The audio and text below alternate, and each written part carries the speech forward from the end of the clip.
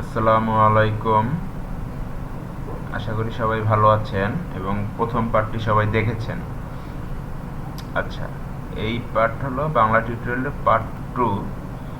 আমরা এই পার্টে কিছু ট্যাগ নিয়ে কাজ করব। প্রথমে আমরা ক্রিয়েট করি ফাইলটা। আমাদের পার্ট 2 আমরা সেভ করি। এটার দরকার নেই, আগে একটা ছিল, এটাকে পার্ট 2 হিসেবে সেভ করব। আচ্ছা, এই ফরম্যাট আমাদের আছে। আপনারা তো সবাই জানেন HTML এর বেসিক স্ট্রাকচারটা তৈরি করতে। অর্থাৎ প্রথমত আমরা স্ট্রাকচারটা তৈরি করে নিই। টাইপ HTML, টাইপ HTML, তারপরে HTML ট্যাগ,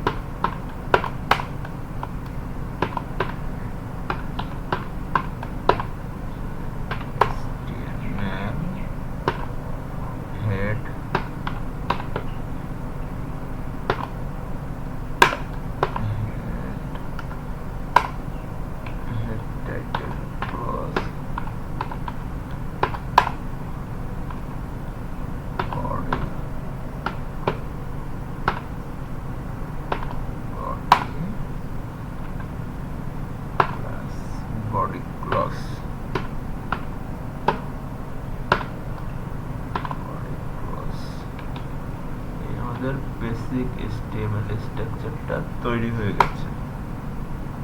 এখানে আমরা কাজ করতে পারবো। এটাকে আমরা সেভ করে নিচ্ছি, সেভ অ্যাজ। আচ্ছা, এখানে আমরা সেভ করে নেব পার্ট 2 নামে। পার্ট 2 HTML সেভ করলাম। এখন আমরা এই ফাইলটা ওপেন করব। এই যে দেখা যাচ্ছে HTML পার্ট 2। আমরা ওপেন করব ক্রোম ব্রাউজার দিয়ে। আমরা ক্রোম ব্রাউজারের মাধ্যমে জিনিসটা ওপেন করলাম। হ্যাঁ, এই আমাদের সামনে ওপেন হয়েছে, একটা খালি পেজ ওপেন হয়েছে। আমরা এখন এটার ভিতরে কাজ করব এবং দেখব কি কাজগুলো করা যায়। আপনাদের আগের দিন দেখিয়েছিলাম বডির ভিতরে H1 নামে একটা ট্যাগ আছে, যেটার মাধ্যমে হেডলাইনগুলো নিতে হয়। যেমন এটার ভিতরে আমরা কি হেডলাইন নিব? আমরা বাংলা টিউটোরিয়াল নিব।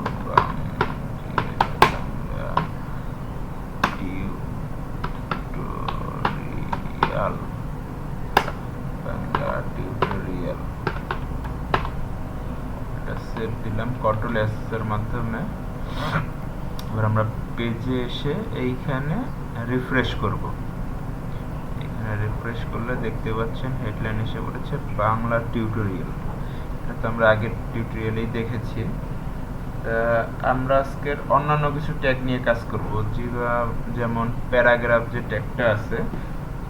প্যারাগ্রাফ আপনারা অনেক সময় দেখেন যে প্যারাগ্রাফ ট্যাগটা ইউজ করা হয় বিভিন্ন প্যারা লেখার জন্য। নেট কানেকশনটা করে নিচ্ছি। নেট কানেকশনটা করার পরে আমরা এখানে আসব, এসে বাংলাদেশ লিখে সার্চ দিব। আচ্ছা, বাংলা টিউটোরিয়াল লিখে সার্চ দিব। বাংলা লিখে সার্চ দিলাম। নেট কানেকশনটা একটু প্রবলেম, স্লো আছে একটু। আচ্ছা, বাংলাটা লোড হোক, আমরা অন্য কিছু ট্যাগ দেখতে থাকি কাজগুলো। আচ্ছা, এখানে আমরা H1 দিলাম, আসতেছে।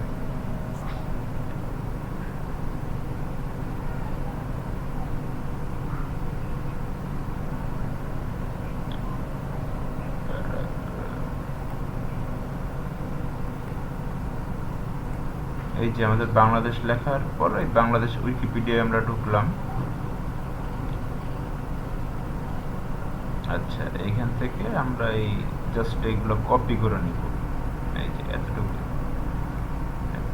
কপি করে আমাদের এইখানে বসাবো।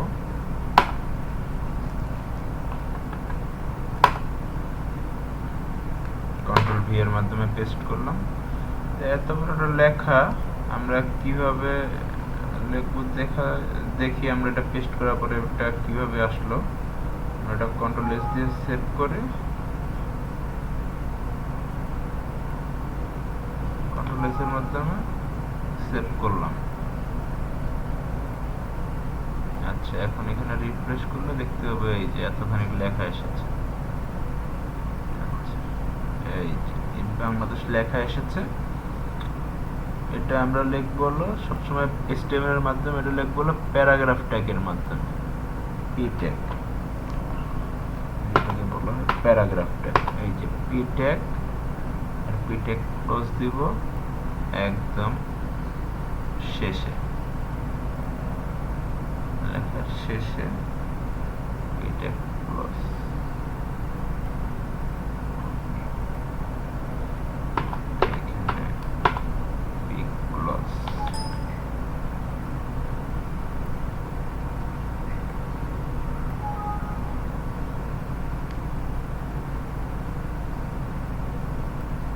ওকে, সেভ দিলাম। সেভ দেওয়ার পরে এখানে রিফ্রেশ দিলে কোনো চেঞ্জ নেই, এই যে সেম টু সেমই আছে, এটা প্যারাগ্রাফ তৈরি হয়েছে। আচ্ছা, প্যারাগ্রাফ তৈরি হয়েছে। আমরা আজকে ট্যাগ শিখলাম প্যারাগ্রাফ ট্যাগ, নিউ ট্যাগ। এরপর আমরা দেখতে পারি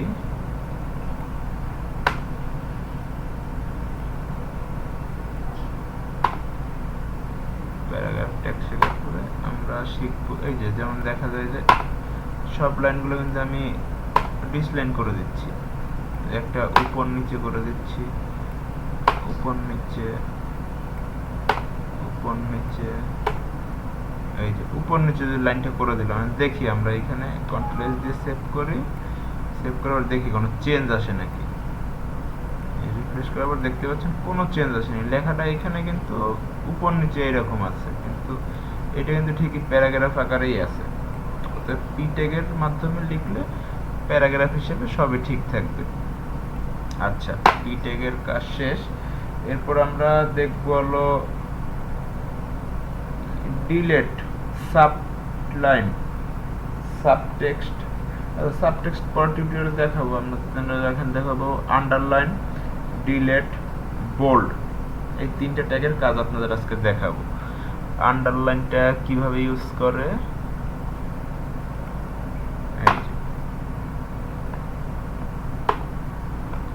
যেমন আমার নামটা আমি লিখতেছি মাই নেম ইজ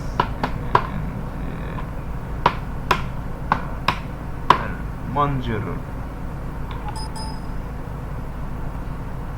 আচ্ছা, এটা আমি তুলে দিচ্ছি, দেখালাম আমি আন্ডারলাইন পি ট্যাগের কাজ কি, এটা আমি তুলে দিচ্ছি। এই যে এখন আর কোনো প্রবলেম হচ্ছে না, ওটা একটু কপি করা ছিল তো এই জন্য প্রবলেম করতেছিল। আচ্ছা, এখানে আমি রিফ্রেশ দিলে দেখতে পাবেন লেখা আছে মাই নেম ইজ মঞ্জুরুল। এটাকে আমি প্রথমত করব আন্ডারলাইন। আন্ডারলাইন করার জন্য আমার ট্যাগ ইউজ করতে হবে ইউ ট্যাগ, ইউ স্টার্ট, আর এখানে you close. Okay, control S দিয়ে সেভ করলে আপনার রেজাল্টটা দেখতে পাবেন, এখানে আন্ডারলাইন হয়েছে, এই যে নিচেরটা আন্ডারলাইন এসেছে। এখন আমি এটাকে বোল্ড করতে যাচ্ছি, বোল্ড। তাহলে বোল্ড করতে গেলে কি করতে হবে? বোল্ড করতে গেলে আমাদের যেটা ইউজ করতে হবে, আচ্ছা এটা থাক, এখানে থাক, আমি এটাকে কপি করে নিচের লাইনে নিয়ে যাচ্ছি, কপি করে